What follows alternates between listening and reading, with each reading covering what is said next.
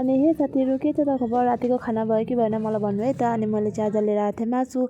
अनि मासुको सब्जी त बनाएँ। अनि मैले सोचेँ यो 2-3टा मासुको एउटा अचार बनाएर पनि हेरौँ न त भनेर मैले चाहिँ फर्स्ट टाइम मेरो साथीको रुममा खाएको थिएँ। अनि मैले पनि सोचेँ म पनि एक दिन जरुर बनाउँछु भनेर।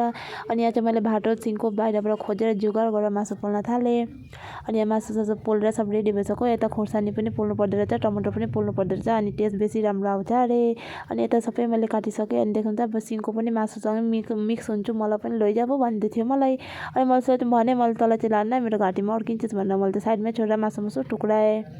अनि यता देख्नु त एकदम टेङ्गालाई मैले निचोडी सबै रस निकाल्नेसम्म त्यसलाई निचोडिसकेँ। अनि यता देख्नु त प्योर तेल, यो चाहिँ मैले घरबाट लिएर आएको थिएँ। अनि यहाँ चाहिँ देख्नु त निमक हाल्न थालेँ। मैले निमक नहाले त जिन्दगी नै अधुरो हुन्छ नि त नि साथीहरू। सब्जी त बहुत दूरकै कुरा, यसमा त हाल्नै पर्छ। अनि देख्नु त टमाटरलाई पनि एकदम मैले सबै मिही गइसकेँ। अनि यता मेरो अचार चाहिँ रेडी भयो। अब चाहिँ रेडी भइसक्यो। अब चाहिँ एकदम रोखारोखी कारबार गर्नुहुन्न। सो गाइस अब चाहिँ गुड नाइट, बाई बाई।